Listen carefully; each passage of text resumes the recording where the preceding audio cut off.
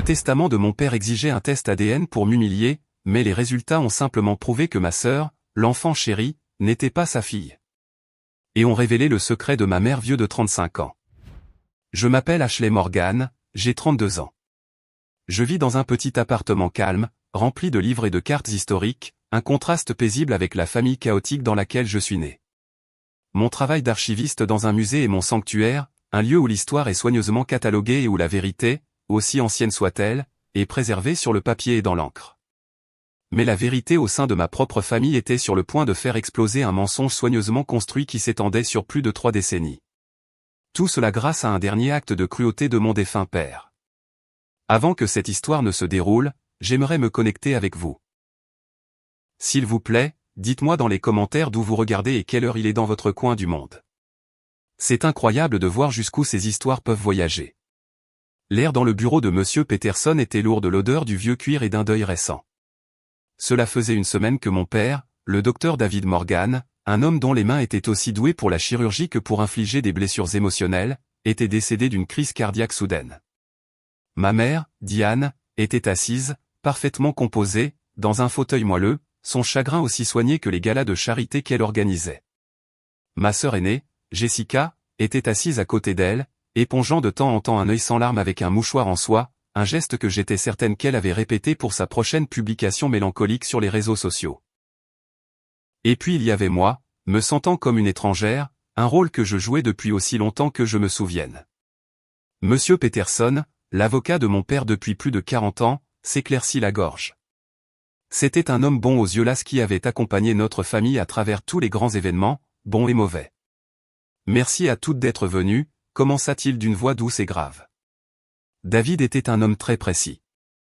Son testament le reflète. Il a laissé des instructions spécifiques sur la manière dont cette lecture devait se dérouler. Ma mère hocha la tête d'un air royal, comme si elle s'attendait à être couronnée reine de son vaste domaine. Jessica me serra la main d'une manière qui ressemblait plus à un avertissement qu'à un réconfort. Elle avait toujours été l'enfant chéri, celle qui ne pouvait rien faire de mal aux yeux de notre père.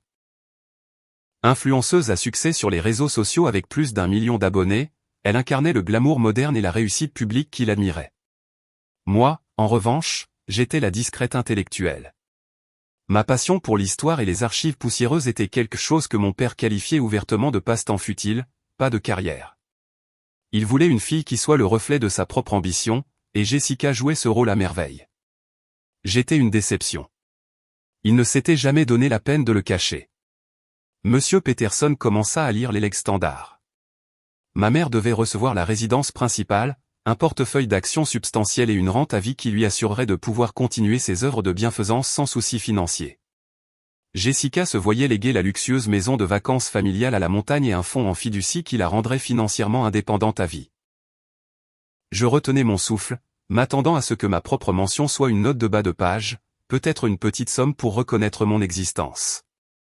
Et maintenant, dit Monsieur Peterson en faisant une pause pour ajuster ses lunettes, nous arrivons à la partie concernant Ashley.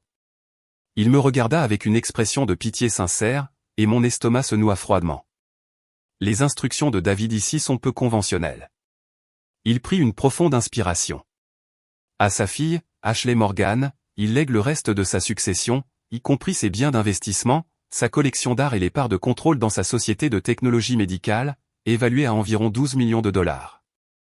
Un hoquet collectif remplit la pièce. La main parfaitement manucurée de Jessica se porta à sa poitrine, ses yeux écarquillés d'incrédulité. Ma mère regarda l'avocat comme s'il venait de parler dans une langue étrangère. J'étais sans voix. Cela n'avait aucun sens. C'était un homme qui m'avait dit un jour que mon diplôme universitaire en histoire valait moins que le papier sur lequel il était imprimé. Pourquoi me laisserait-il la plus grande partie de sa fortune ? Monsieur Peterson leva une main pour calmer la tension montante. Cependant, continua-t-il, sa voix baissant, cet héritage est soumis à une condition spécifique. Il lut directement le testament, sa voix adoptant le ton froid et clinique que je connaissais si bien comme étant celui de mon père. Ce legs est conditionnel à ce qu'Ashley Morgan fournisse une preuve scientifique et irréfutable de sa paternité. Elle doit se soumettre à un test ADN administré par un laboratoire indépendant pour confirmer qu'elle est bien ma fille biologique. ce n'est qu'à la réception d'un rapport certifié confirmant une correspondance paternelle de 99,9% que les actifs seront transférés à son nom. Le silence qui suivit fut assourdissant. C'était une gifle d'outre-tombe. Ce n'était pas seulement une condition. C'était une déclaration publique de son doute. Il n'avait pas seulement méprisé mes choix de vie. Il avait remis en question mon identité même, ma place dans la famille. L'humiliation était une force physique qui m'écrasait, me coupant le souffle. Les larmes me brûlaient les yeux, mais je refusais de les laisser couler. Pas devant elle. Ma mère fut la première à parler. Sa voix n'était qu'un murmure horrifié. « David, pourquoi ferait-il une chose pareille? C'est monstrueux. » Mais il y avait une lueur de quelque chose d'autre dans ses yeux. Quelque chose que je ne pouvais pas tout à fait déchiffrer. La peur. Jessica, cependant, se reprit rapidement. Son choc se transforma en un sourire suffisant et plein de pitié. « Oh, Ashley, ma chérie, roucoula-t-elle, sa voix dégoulinant d'une fausse sympathie. Ne t'inquiète pas, c'est juste une formalité. Papa a toujours été si méticuleux. Nous savons toutes que tu es sa fille. » Tu as ses yeux sérieux. Elle me tapota le bras, son contact ressemblant à une marque au fer rouge. C'était une performance, et c'était pour le bénéfice de ma mère. Mais je savais ce qu'elle pensait vraiment. C'était elle qui était censée tout hériter. Ce n'était qu'un obstacle bizarre et temporaire avant que la fortune ne lui soit légitimement redirigée. Le testament stipulait que si la condition n'était pas remplie, l'héritage lui reviendrait par défaut. Bien sûr. Monsieur Peterson expliqua la logistique. Un laboratoire réputé avait été désigné. Je devrais fournir un échantillon, et l'ADN de mon père était déjà archivé suite à une procédure médicale antérieure. Les résultats prendraient 2 à 3 semaines. Je suis désolé, Ashley, dit-il doucement après que ma mère et ma sœur eurent quitté le bureau dans un nuage de parfums chers et de chuchotements indignés. Votre père était un homme compliqué. J'ai juste hoché la tête, incapable de parler. Je suis sorti de ce bâtiment en me sentant plus petite que jamais. L'argent n'avait pas d'importance. Ce qui comptait, c'était le message glacial et posthume que mon père m'avait envoyé. Tu n'as jamais vraiment fait partie des nôtres. J'ai accepté le test, non pas pour l'héritage, mais pour lui prouver qu'il avait tort une dernière fois. Je voulais me tenir sur sa tombe, brandir les résultats et lui dire que malgré sa cruauté, j'étais sa fille. Je n'avais aucune idée que la vérité que j'étais sur le point de découvrir était bien plus compliquée et dévastatrice que le simple doute malveillant de mon père. Les résultats ne prouveraient pas seulement qui j'étais, ils détruiraient les fondations mêmes de la famille que je pensais connaître. Pendant les 2 semaines qui ont suivi la lecture du testament, ma vie semblait suspendue dans un état d'animation surréaliste. Je faisais les choses machinalement. Aller au travail, cataloguer des artefacts, manger, dormir, mais mon esprit rejouait constamment la scène dans le bureau de Monsieur Peterson. Le poids de l'insulte finale de mon père s'était installé au plus profond de moi. C'était une douleur unique d'être si profondément rejeté par un parent, même après sa mort. Le test ADN était programmé, un simple prélèvement buccal dans une clinique stérile et impersonnelle. Le processus fut rapide et clinique, un contraste frappant avec le chaos émotionnel qu'il avait déchaîné en moi. Je me sentais comme un spécimen sous un microscope, mon existence même étant remise en question et analysée. Ma mère, Diane, m'appelait tous les jours. Ces appels étaient un étrange mélange de sollicitude maternelle feinte et d'anxiété à peine voilée. « As-tu eu des nouvelles, ma chérie ?» demandait-elle, sa voix un peu trop enjouée. « Je ne supporte pas de penser à ce que ton père t'a fait subir. C'est une honte. » Mais ces mots sonnaient creux, répétés. Elle ne me demandait jamais comment je me sentais. Elle ne posait de questions que sur les résultats. C'était comme si elle attendait qu'une tempête passe, espérant qu'elle n'endommagerait pas sa vie parfaitement construite. J'ai commencé à remarquer une tension dans sa voix qui n'existait pas auparavant. Une énergie nerveuse qui me mettait mal à l'aise. Le véritable tourment, cependant, venait de Jessica. Ma sœur, la reine autoproclamée de l'authenticité et des ondes positives, avait apparemment décidé que mon humiliation était un contenu de premier choix pour ses fidèles abonnés. Elle ne m'a pas mentionné par mon nom, bien sûr. Elle était bien trop maligne pour ça.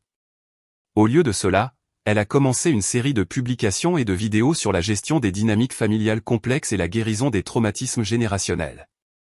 Dans une vidéo, elle était assise dans son salon blanc immaculé, une seule larme parfaite roulant sur sa joue. Parfois, les personnes qui sont censées vous aimer le plus peuvent vous blesser de manière que vous n'auriez jamais imaginée, disait-elle, sa voix tremblant avec article. Il est si important de protéger votre paix et de connaître votre valeur, même lorsque la famille remet en question votre identité même.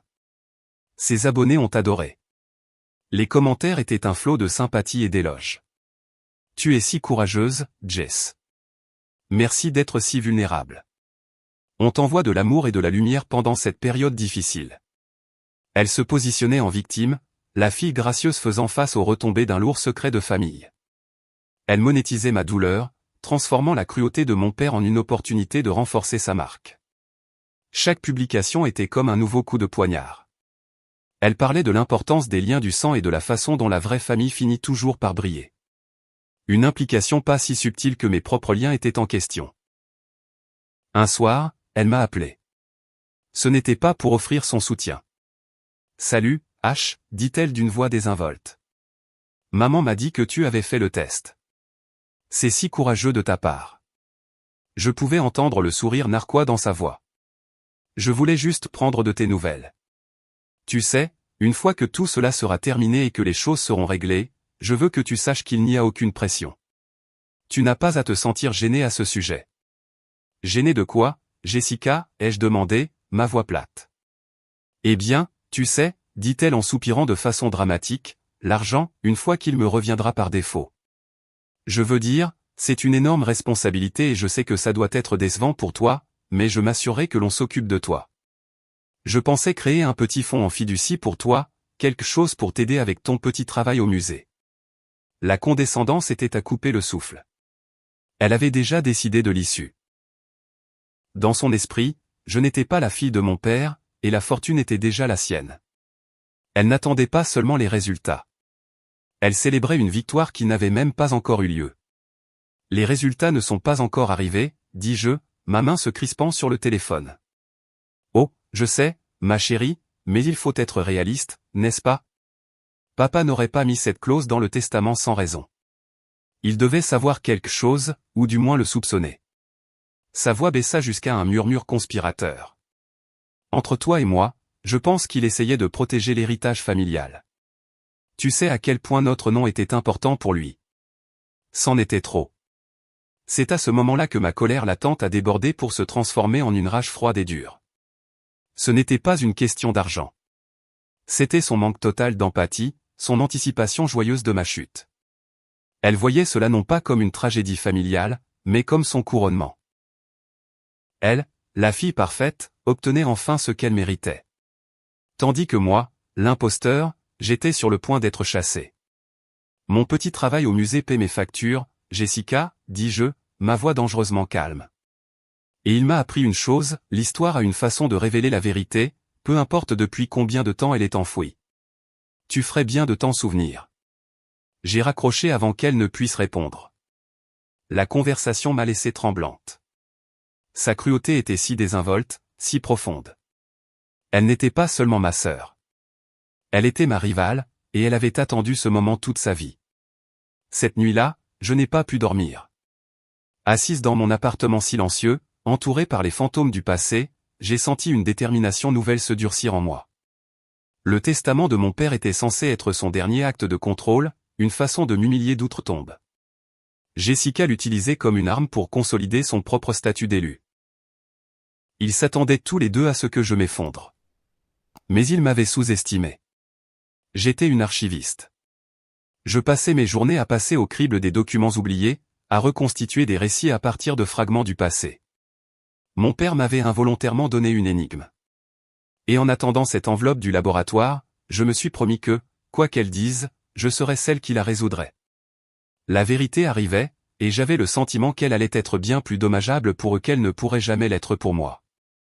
L'email est arrivé un mardi matin, 3 semaines et un jour après la lecture du testament. L'objet était sobre et clinique, résultat du test de paternité, KM78B4. Un instant, je l'ai juste fixé, mon cœur battant contre mes côtes. C'était ça. L'enveloppe numérique qui contenait la réponse à la question qui me hantait depuis des semaines. Mon doigt plana au-dessus de la souris, une vague de nausées m'envahissant. Une partie de moi ne voulait pas savoir. Il était plus facile de vivre avec le doute que d'affronter une vérité qui pourrait effacer mon identité. Mais le souvenir de la voix suffisante de Jessica et des appels anxieux de ma mère m'a poussé à continuer.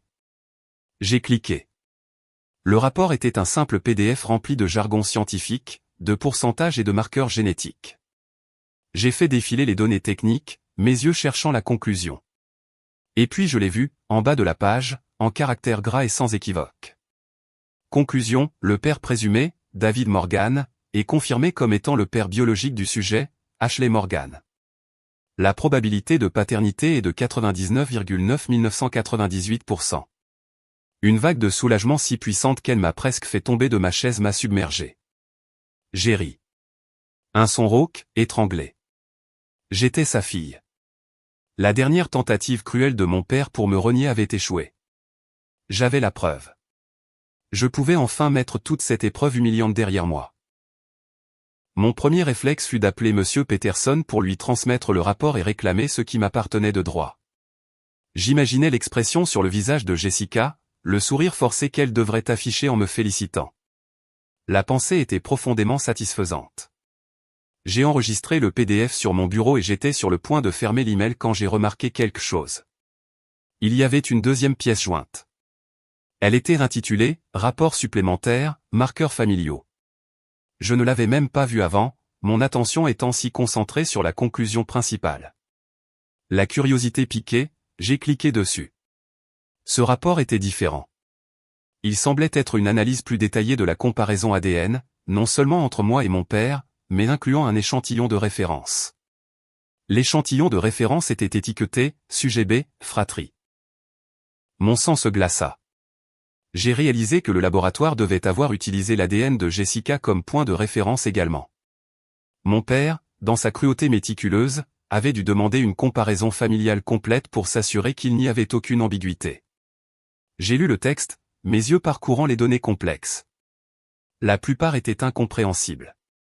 Mais ensuite, j'ai vu un paragraphe de synthèse rédigé en anglais simple.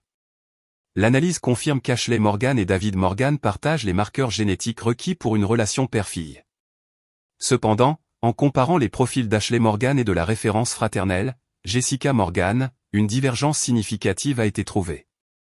Bien qu'elles partagent un lien maternel, elles ne partagent pas les mêmes marqueurs génétiques paternels. En conclusion, Ashley Morgan et Jessica Morgan sont des demi-sœurs. Elles ont la même mère mais des pères biologiques différents.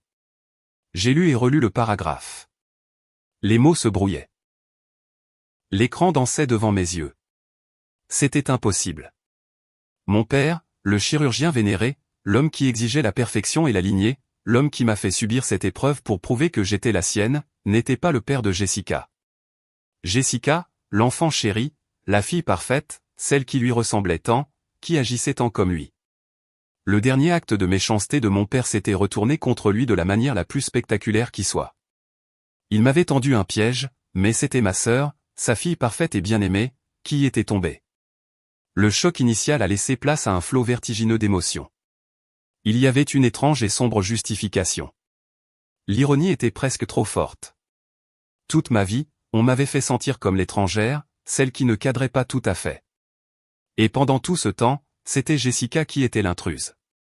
Cela recontextualisait tout. L'obsession de mon père pour elle, son besoin constant de la louer et de l'élever. Était-ce une fierté paternelle authentique? Ou était-ce une tentative désespérée, tout au long de sa vie, de se convaincre qu'elle était la sienne? Puis mes pensées se sont tournées vers ma mère, Diane, avec son calme parfait et ses appels téléphoniques paniqués. Son anxiété prenait soudain un sens parfait et terrifiant. Elle ne s'inquiétait pas de mes sentiments. Elle était terrifiée que ce test découvre son secret. Elle devait savoir. Elle avait vécu avec ce mensonge pendant 35 ans. Je me suis adossé à ma chaise, les 2 PDF ouverts sur mon écran, 2 documents qui avaient complètement réécrit l'histoire de ma famille. Le premier était mon bouclier, la preuve de mon identité. Le second était mon épée. Mon père avait voulu que le testament soit un instrument d'humiliation pour moi. Mais il m'avait involontairement donné l'instrument de sa propre vengeance contre la femme qu'il avait trahi et la fille qui n'était pas la sienne. Je n'ai pas appelé Monsieur Peterson. Je n'ai appelé ni ma mère ni Jessica. Je suis resté assise là, dans le calme de mon appartement, et j'ai réfléchi. La douleur et l'humiliation des dernières semaines ont commencé à s'estomper, remplacées par un sentiment de détermination froid et clair. La voix suffisante et condescendante de Jessica résonnait dans mes oreilles. Je m'assurais que l'on s'occupe de toi. Je pensais créer un petit fonds en fiducie pour toi. Un sourire amer effleura mes lèvres. Les rôles étaient sur le point d'être inversés. Je n'allais pas être mesquine ou cruelle. J'étais une archiviste. Je respectais la vérité, et la vérité dans son intégralité allait être révélée, mais ce serait selon mes termes et en mon temps. La lecture du testament n'était pas terminée. Il y allait avoir un deuxième acte, et cette fois, c'est moi qui dirigerais le spectacle. Les jours qui ont suivi la découverte étaient comme vivre dans une réalité différente. Le monde extérieur continuait normalement, mais entre les murs de mon appartement, j'étais une historienne excavant les ruines de ma propre famille. Le rapport ADN était une pierre de Rosette, et armé de sa traduction dévastatrice, j'ai commencé à regarder le passé sous un nouvel angle. Mon travail m'avait appris à être méticuleuse, patiente et approfondie. J'ai abordé l'histoire de ma famille avec le même détachement professionnel que j'accorderais à une collection de lettres oubliées, à la recherche de preuves corroborantes, des fissures dans le récit officiel. Ma première étape a été d'examiner de vieilles photos de famille, non pas pour les souvenirs heureux qu'elles étaient censées représenter, mais pour les indices subtils que j'aurais pu manquer. J'ai sorti des albums poussiéreux. Dans chaque photo, je voyais la même histoire, mon père, David, rayonnant devant Jessica, la tenant en l'air comme un trophée. Sa fierté était immense, performative. Avec moi, ses sourires étaient plus réservés. Tout le monde avait toujours dit que Jessica était son portrait craché. Mais en y regardant de plus près, j'ai vu que c'était une illusion. La ressemblance résidait dans ses manières, des choses qu'un enfant apprend et imite. Mon enquête s'est ensuite tournée vers ma mère. Je devais comprendre le quand et le qui de son secret. Je suis allé aux archives de la bibliothèque publique, mon propre territoire professionnel, et j'ai commencé à chercher dans de vieux journaux de l'année où Jessica a été conçue. J'ai passé au crible les photos et les légendes, et un nom a commencé à apparaître avec une fréquence surprenante, un certain Julian Croft. C'était un chirurgien invité d'Europe, un homme charismatique qui avait travaillé à l'hôpital de mon père pendant 1 an. Il y avait des photos de lui aux mêmes événements que mes parents. Sur l'une d'elles, il riait avec ma mère, sa main posée sur son bras d'une manière un peu trop familière. Une légende mentionnait le départ du docteur Croft, quelques mois seulement avant que ma mère ne se rende compte qu'elle était enceinte de Jessica. La chronologie était très serrée, mais elle existait. Une recherche en ligne a révélé qu'il était retourné en France, était devenu un chirurgien pédiatrique renommé, et était décédé il y a 5 ans. C'était une impasse, mais aussi une pièce tangible du puzzle. La dernière partie de mon enquête a été de confronter mes propres souvenirs. Je me suis souvenu des disputes. Rares, mais volcaniques. Je me suis souvenu d'une en particulier. J'avais environ 10 ans. J'avais entendu mon père crier à ma mère dans leur chambre. Ces mots étaient étouffés, mais j'ai entendu une phrase clairement, « Tu me prends pour un imbécile, Diane ?» Je me suis demandé si mon père avait su, ou s'il avait simplement soupçonné. La clause dans le testament était sa dernière manœuvre désespérée. Il ne pouvait pas accuser ma mère sans détruire sa propre réputation. Il ne pouvait pas confronter Jessica sans briser son monde. Alors il a dirigé ses soupçons vers moi, celle dont il se sentait déjà déconnecté. Armé d'une chronologie, d'un nom et d'une vie de souvenirs réévalués, je me sentais prête. J'ai envoyé le premier rapport ADN, celui confirmant ma paternité, à Monsieur Peterson. J'ai simplement écrit, « Veuillez trouver ci-joint le rapport conformément aux instructions du testament. Je vous contacterai sous peu concernant le transfert des actifs. » J'ai délibérément omis le second rapport. Celui-là n'était pas pour l'avocat. Il était pour ma famille. La scène était prête. Les preuves étaient rassemblées. Il ne restait plus que la représentation. Avec la confirmation officielle de ma paternité envoyée à Monsieur Peterson, les rouages juridiques se sont mis en marche. Il m'a appelé pour me féliciter, sa voix remplie d'un soulagement sincère. En fait, Monsieur Peterson, dis-je, ma voix calme et posée, j'aimerais suspendre cela. Il y a des affaires familiales non résolues. J'aimerais demander une dernière réunion dans votre bureau avec ma mère et ma sœur. Considérez cela comme une lecture de testament supplémentaire. Il a accepté, bien qu'avec une pointe de confusion. Dès que j'ai raccroché, j'ai commencé mes préparatifs. Ce ne serait pas une explosion émotionnelle. J'ai appelé ma mère. Maman, dis-je d'un ton neutre. Monsieur Peterson organise une dernière réunion vendredi prochain pour régler les détails de l'héritage. Il a besoin que toi et Jessica soyez là. Oh, bien sûr, ma chérie, dit-elle, sa voix inondée de soulagement. Elle pensait que c'était fini. Tout est comme il se doit, dis-je, choisissant mes mots avec soin. Mon appel suivant fut pour Jessica. Ashley, je suppose que tu appelles pour te vanter. Pas du tout, dis-je doucement. Je t'invite à une dernière réunion au bureau de Monsieur Peterson vendredi. Très bien, lâcha-t-elle finalement. Je serai là. Je suppose que des félicitations s'imposent. Je suis juste contente que la vérité soit révélée, répondis-je, laissant l'ambiguïté de la déclaration flotter dans l'air. Avec la réunion fixée, j'ai préparé ma présentation. J'ai créé un dossier simple et élégant pour chacune d'elles. À l'intérieur, j'ai placé 3 documents, une copie du rapport ADN supplémentaire, la chronologie que j'avais créée montrant le docteur Julian Croft, et une collection de 3 photographies. Celle de ma mère riant avec le docteur Croft, une autre de mon père avec cette étrange expression blessée, et une comparaison côte à côte du portrait professionnel du docteur Croft avec une photo récente de Jessica. La ressemblance, une fois qu'on savait où regarder, était frappante. Ils avaient les mêmes yeux. Le reste de la semaine, j'étais dans un état de calme résolution. Il ne me restait plus de rage, seulement un profond sens du devoir. Le testament de mon père avait été un test de mon caractère. Allais-je m'effondrer? Ou allais-je gérer la vérité avec la dignité qu'il avait, à sa manière tordue, toujours valorisée? La nuit avant la réunion, je me suis assise dans mon appartement et j'ai regardé la vie que j'avais construite pour moi-même. L'argent semblait secondaire. Ce que j'allais réclamer était bien plus précieux. Je réclamais mon propre récit. Je prenais l'histoire qu'ils avaient écrite pour moi et je la corrigeais avec l'encre rouge de la vérité. L'atmosphère dans le bureau de Monsieur Peterson était en contraste frappant avec la première réunion. La tension était palpable. Ma mère et Jessica étaient assises d'un côté de la grande table, un front uni de sourires crispés. J'étais assise en face d'elle, un seul dossier posé devant moi. Avant de faire cela, interrompis-je, ma voix claire et calme, je crois qu'il y a quelques détails du rapport dont nous devons discuter en famille. Jessica ricana.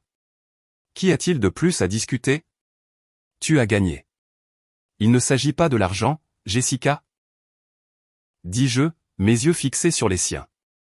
Il s'agit de la vérité. Je fis glisser 2 dossiers sur la table. Un devant ma mère, un devant Jessica.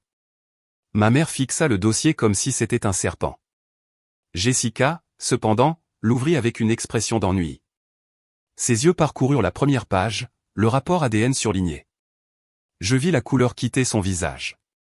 Sa contenance parfaitement maîtrisée vola en éclats. Sa bouche s'ouvrit et se ferma, mais aucun son n'en sortit.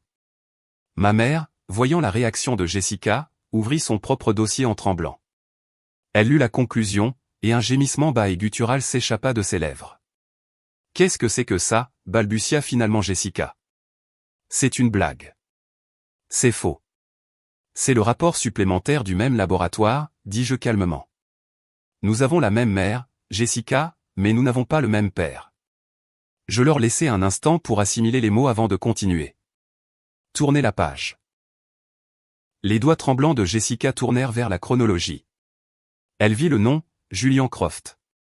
Ma mère n'avait pas besoin de regarder. Et la dernière page, dis-je. Jessica se tourna vers les photographies. Elle vit sa propre ressemblance avec cet homme. C'était une vérité qui ne pouvait être niée. Elle n'était pas une Morgan par le sang. Elle était une Croft. Le silence dans la pièce était absolu, seulement brisé par les sanglots étouffés de ma mère. Mon père le soupçonnait, expliquai-je en me tournant vers Monsieur Peterson. Je pense qu'il le soupçonnait depuis très longtemps. Je me suis retourné vers ma mère. Te l'a-t-il jamais demandé, maman? Ma mère secoua la tête, des larmes coulant sur son visage. Nous avons eu une dispute il y a des années, murmura-t-elle. Il m'a demandé s'il y avait quelque chose que je devais lui dire. J'ai nié. J'ai juré. J'avais si peur. Jessica retrouva enfin sa voix, pleine d'un venin que je n'avais jamais entendu. Elle ne me parlait pas. Elle regardait notre mère. Tu as menti, siffla-t-elle. toute ma vie. Comment as-tu pu? J'aimais ton père, pleura ma mère. J'ai fait une erreur. Une terrible erreur. J'étais une lâche. Le rire de Jessica était hystérique. Tu n'es pas une lâche. Tu es un monstre. Elle se leva si brusquement que sa chaise racla bruyamment le sol. Elle s'enfuit, laissant son dossier, toute son histoire volée, derrière elle sur la table. Ma mère resta là, pleurant dans ses mains. Je me suis levé. Monsieur Peterson, dis-je, ma voix de nouveau ferme. En tant que seule héritière biologique confirmée de David Morgan, je souhaite apporter quelques modifications à mon héritage. Ma mère leva les yeux, ses yeux remplis de larmes et de peur. Je veux établir un fonds en fiducie, continuai-je, pour l'éducation et le bien-être de tous les enfants que Jessica pourrait avoir.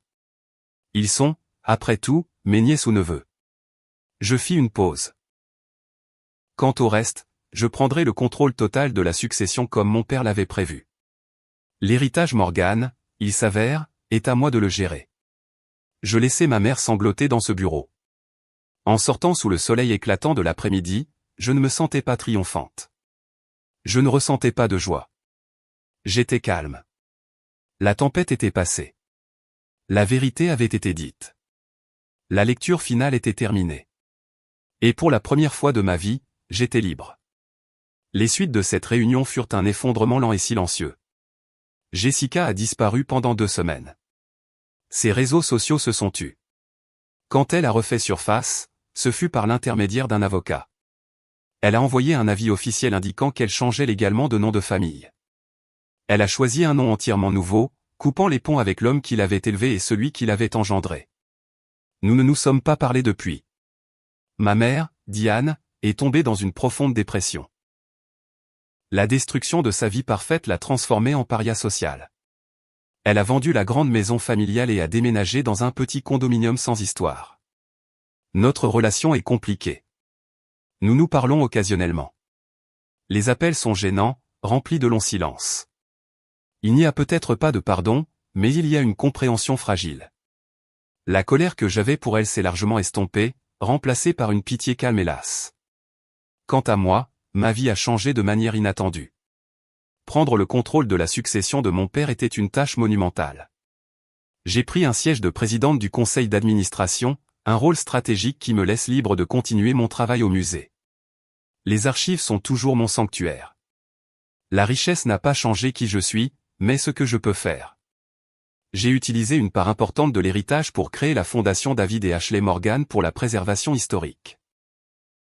Nous finançons des musées, numérisons des documents fragiles et offrons des bourses à de jeunes universitaires, le genre de travail futile dont mon père se moquait autrefois. C'est ma façon d'honorer la part de lui qui était mon père, tout en utilisant ses ressources pour soutenir le monde qu'il n'a jamais compris. Parfois, je visite la tombe de mon père. Sur la pierre de granit poli, on peut lire « Dr David Morgan, époux et père bien-aimé ». Je me demande souvent ce qu'il penserait s'il connaissait toute la vérité que son testament a révélée. Je ne le déteste plus. D'une manière tordue et douloureuse, son dernier acte m'a libéré. Mon héritage n'était pas seulement l'argent, les propriétés ou les actions. Mon véritable héritage, c'était la vérité. La vérité sur qui je suis et qui je ne suis pas. Je suis Ashley Morgan, fille de David Morgan. Je suis une archiviste, une présidente, une femme tranquille qui a trouvé sa force non pas dans une lignée, mais dans une bibliothèque. Ma famille, telle que je la connaissais, a disparu. C'était un mensonge magnifique et soigneusement construit. À sa place se trouve quelque chose de plus petit, de plus calme et de plus honnête. Et au final, c'est un héritage qui vaut plus que n'importe quelle fortune.